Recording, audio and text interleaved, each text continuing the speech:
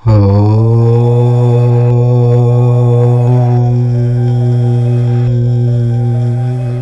ఇంటిలో శ్రీకృష్ణుడి విగ్రహం లేదా చిత్రపటం ఉందా? అయితే మీకు ఏం జరుగుతుందో ఈ వీడియోలో తెలుసుకుందాం. చాలామంది ఇళ్లల్లో బాలకృష్ణుడి ఫోటోలు, విగ్రహాలు ఉంటాయి. వేణువును వాయిస్తున్న ఫోటోలు, గోపికలతో ఆడుతున్న ఫోటోలు, రాధాకృష్ణుల ఫోటోలు, పాముపై నాట్యం చేస్తున్న ఫోటోలు లేదా విగ్రహాలు ఉంటాయి. ఇలా కృష్ణుడి ఫోటోలు లేదా విగ్రహాలు ఇంట్లో ఉంటే వాటిని ఏ విధంగా చూసుకోవాలనే విషయం చాలామందికి తెలియదు. చాలామంది ఇంటి అందం కోసమో లేదా గిఫ్ట్గా వచ్చిందనో శ్రీకృష్ణుడి ఫోటోలు లేదా విగ్రహాలను ఇంటిలో అలంకరిస్తూ ఉంటారు. అయితే వాస్తుశాస్త్రం ప్రకారం ఇంటిలో శ్రీకృష్ణుడికి సంబంధించిన ఫోటోలు, విగ్రహాలు ఏ దిక్కులో ఉండాలో, ఇంటిలో శ్రీకృష్ణుడి విగ్రహం ఏ రూపంలో ఉంటే మంచి జరుగుతుందో ఇప్పుడు మనం ఈ వీడియోలో తెలుసుకుందాము. అంతకన్నా ముందు మా వీడియో నచ్చితే లైక్ చేసి షేర్ చేయండి. అలాగే మా ఛానల్ని కూడా సబ్స్క్రైబ్ చేసుకొని మాకు సపోర్ట్ చేయండి. ఇక వీడియోలోకి వస్తే, శాస్త్రాల ప్రకారం శ్రీకృష్ణుడిని ప్రేమకు స్వరూపంగా పేర్కొంటారు. తనను ఆరాధించే వారి పట్ల ఉదారంగా వ్యవహరించే గొప్ప మనసున్న దేవుడు. ఇతర దేవతా విగ్రహాల కంటే శ్రీకృష్ణుడి విగ్రహం ఇంట్లో కొంచెం భిన్నంగా ఉంచాలి. విగ్రహంతో పాటు భగవంతుడికి ఇష్టమైన వస్తువులను కూడా దీంతో పాటు పూజామందిరంలో ఉంచాలి. ఇలా చేస్తే నారాయణుడి యొక్క అనుగ్రహం లభిస్తుంది. పూజా గదిలో, ఇంటి ప్రధాన ద్వారం దగ్గర, డైనింగ్ హాల్లో, టీవీ హాల్లో, కిచెన్లో మనకు నచ్చిన చోట దేవుడి ఫోటో పెట్టుకుంటాం. దాదాపు అందరి ఇళ్లలో దేవుడి చిత్రపటాన్ని పూజిస్తారు. ఇంట్లో శ్రీకృష్ణుడి ఫోటో ఖచ్చితంగా ఉండాలని పండితులు చెప్తూ ఉన్నారు. విష్ణు అవతారమైన శ్రీకృష్ణుడిని పూజించటం వల్ల సమస్య ఉండదు, కానీ పరిష్కారం లభిస్తుంది. జీవితంలో ప్రేమ కనిపిస్తుందని నమ్ముతూ ఉంటారు. ఇంట్లో కృష్ణుడి విగ్రహం లేదా ఫోటో ఉంటే చాలా ప్రయోజనాలు ఉంటాయని చాలా గ్రంథాలలో చెప్పబడింది. వాస్తుశాస్త్రంలో కూడా శ్రీకృష్ణుడి ఫోటోలు ఇంట్లో వాస్తు దోషాన్ని తొలగిస్తాయని చెప్తారు. కృష్ణుడి ఫోటోలు పెట్టడం వల్ల ఎలాంటి లాభాలు ఉంటాయో తెలుసుకుందాం.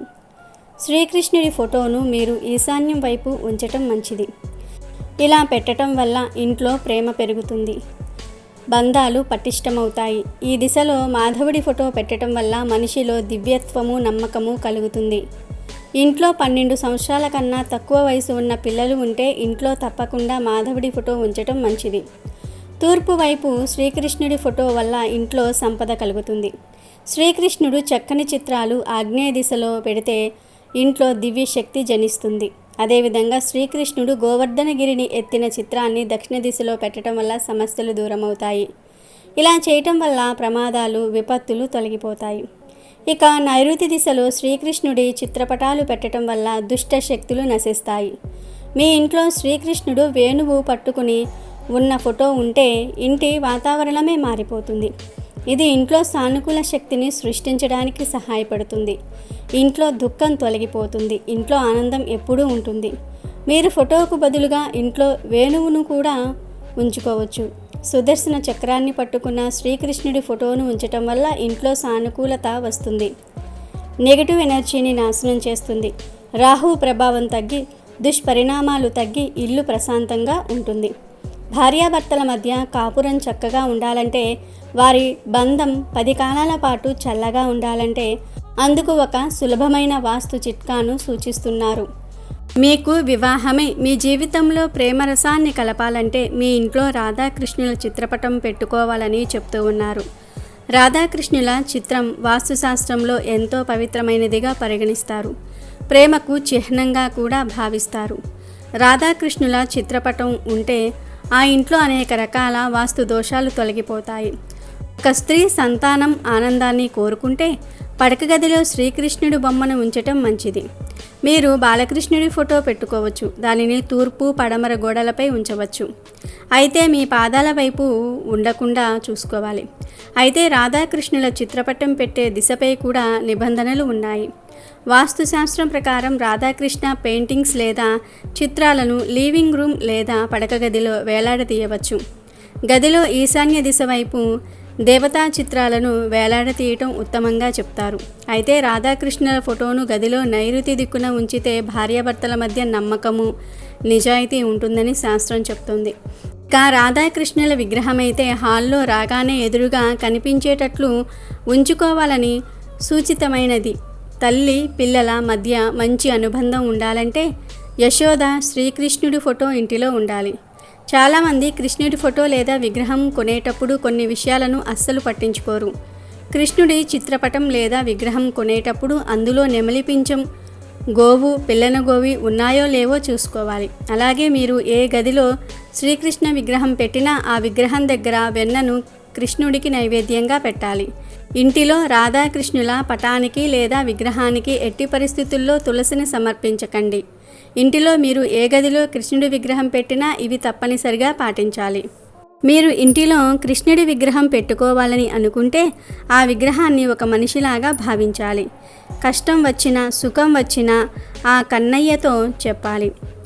అతిథిగా చూసుకోవాలి. ప్రతిరోజు వెన్న కానీ కలకండ కానీ నైవేద్యంగా సమర్పించాలి.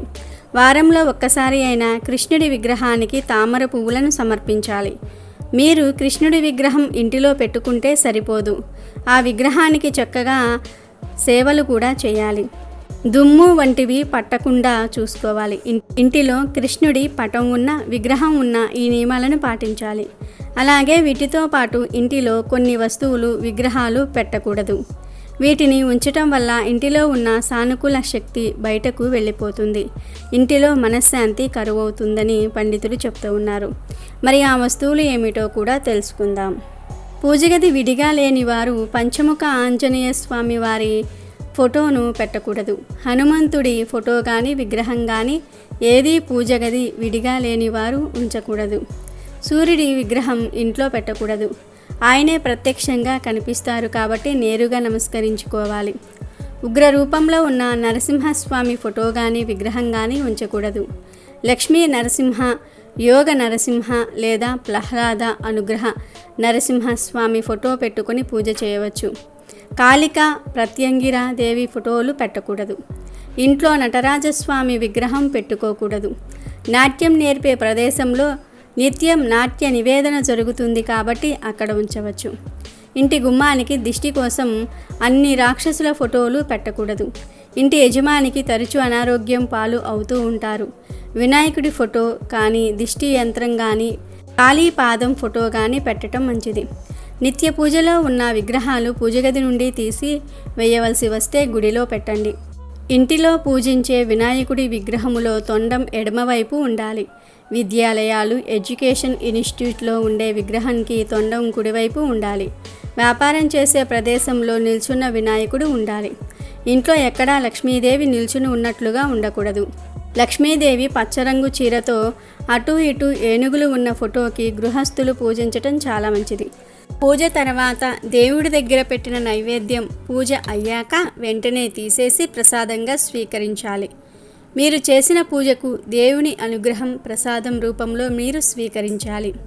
పూజగదిలో ఎంత ఖరీదైన విగ్రహాలు ఉంచినా పూజగదిలో గోడకు పసుపు రాసి, వైష్ణవులైతే నాంగ్ కొమ్ముతో తిరునామాలు, శైవులు అయితే అడ్డనామాలు, శక్తేయులు అయితే పసుపు మధ్యలో గౌరీ తిలకం బొట్టులుగా పెట్టాలి. వైష్ణవులు అయితే తులసి ఆకుతో కానీ తమలపాకును కానీ గోడకు రుద్ది నామాలు పెడతారు. మీరు ఎంత ఖరీదైన పూజ వస్తువులు ఉంచినా పూజగది గోడకు ఇలా పెట్టి పూజించటం సాంప్రదాయం. ఇది ఇంకా చాలా కుటుంబాలు ఆచరిస్తూ ఉన్నారు. అప్పుల బాధలు తీరాలి అంటే కొబ్బరి నూనెతో దీపారాధన చేయాలి. ఇంట్లో గొడవలు తగ్గాలి అంటే ఆముదంతో దీపారాధన చేయాలి. నిత్యం లక్ష్మీ కటాక్షం కోసం ఆవునేతి దీపం పెట్టాలి. శత్రుపీడలు, గండాలు, ఆస్తి వివాదాలు, ఇంట్లో వారి అనారోగ్యం తొలుగుటకు తెలుపు నువ్వుల నూనెతో నిత్య దీపారాధన చేయాలి. పచ్చి పాలు నైవేద్యం పెట్టకూడదు. కాచి చల్లార్చిన పాలు అభిషేకానికి వాడకూడదు. ఒకరు మెడలో వేసుకున్న రుద్రాక్షలు ఇంకొకరు ధరించకూడదు. దేవుడి దగ్గరకు, పెద్దవాళ్ల దగ్గరకు, పిల్లలు ఉన్న ఇంటికి ఒట్టి చేతులతో వెళ్ళకూడదు. ఇంట్లో అతిథి ఉన్నప్పుడు వారికి పెట్టకుండా ముందు మీరు తినకూడదు. మొదటిసారి ఎవరైనా ఇంటికి భోజనానికి వచ్చినప్పుడు వారు ఒక్కసారి వడ్డించిన ఆహారంతో లేవకూడదు. రెండవసారి కాస్త అయినా సరే పెట్టుకోవాలి. అలా ఒక్కసారి లేస్తే ఆతిథ్యం ఇచ్చిన ఫలితం దక్కదు. ఇంట్లో తరచుగా సాంబ్రాణి వేస్తూ ఉండాలి. నెగిటివ్ ఎనర్జీ దూరంగా ఉంటుంది. ఇంట్లో గాలి శుభ్రం అవుతుంది.